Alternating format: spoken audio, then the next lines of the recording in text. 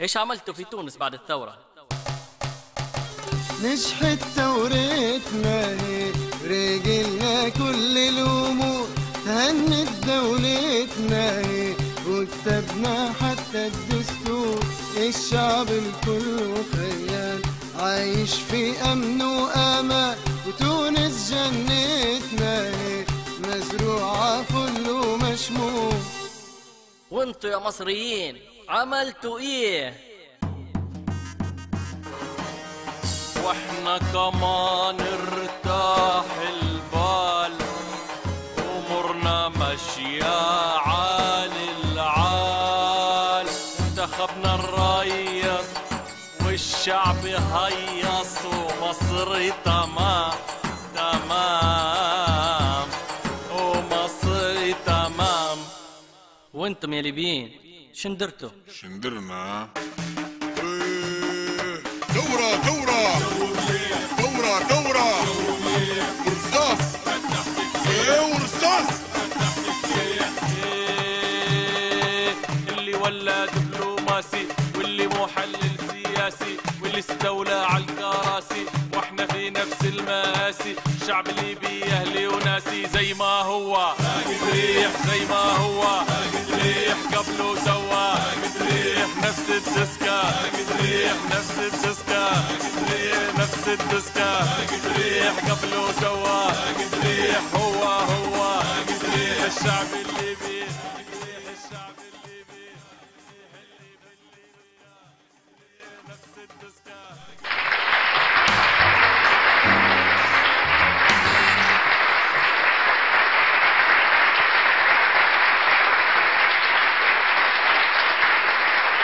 مشاهدينا الكرام في كل مكان، أهلا وسهلا بكم في أولى حلقات برنامج راقد ريح.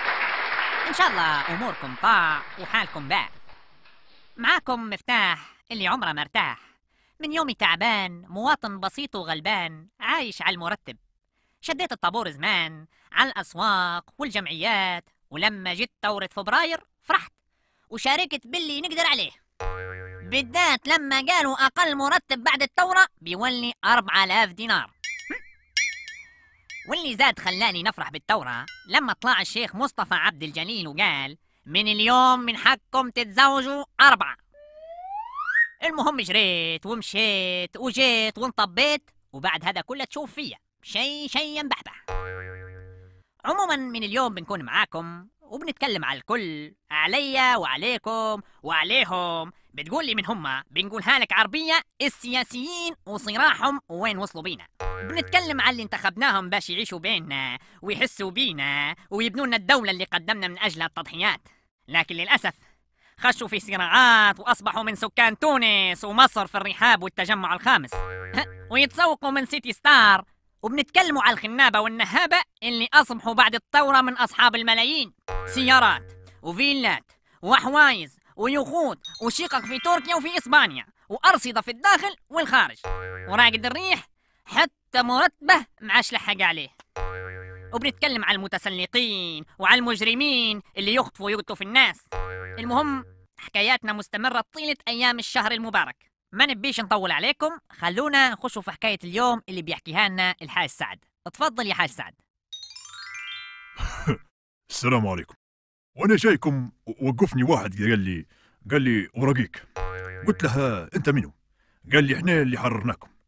ولما سألت عليه طلع مواليد 2001، يعني في الثورة عمره 10 سنين. بالمناسبة نبي نقول للي يقولوا حررناكم، ما اعتقدش حررتونا باش تستعبدونا، تراكم فددتونا. المهم اليوم نتكلموا على قصة ليبيا حرة، واللي ولت كلمة يقولوا فيها وهم فاهمين الحرية غلط. قصة اليوم مع زوجتي أم صغاري. زوجتي من يومها وهي تلبس فرديه وفوق الفراشية والصلاة في وقتها وأمورنا تمام التمام. وحتى لما نسافروا نقولها ديما ألبسي وشاح وجلابية طويلة، يعني نبي نهبع بها. تقول لي أنا نحي الرديه والفراشية؟ مستحيل، ربي موجود في كل مكان وأنا نخاف من ربي. كويس. بعد الثورة اتصلت بيا قالت لي يا حاج أنا طالع بندير شوبينج. شوبن هيك؟ شوبينج شنو يا حاجة؟ قالت لي بنطلع نشتري شوية حاجات وانت اخطم عليا تلقاني قدام باب السوق، اتصل نطلع لك طول. قلت لها ماشي باهي. المهم مشيت للسوق، شريت شن تبي تشري، وبعدين اتصلت بيا.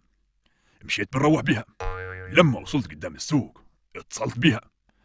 قعدت اني الراجي لين جت واحدة مكياج وطرحات وكعب عالي بتفتح لي باب السيارة. قلت لها انت منو وين راكبة؟ قالت لي ما عرفتنيش يا منجو. الحق يا ربي الصوت صوت مرتي، لكن الهيكل متاع بام كبريو من الاخير. عموما قلت لها انت منو؟ قالت لي اني فاطمة مرتك. فاطمة مرتي؟ وخيرك ولتي هيك يا دعوة. قالت لي ليبيا حرة يا حويش.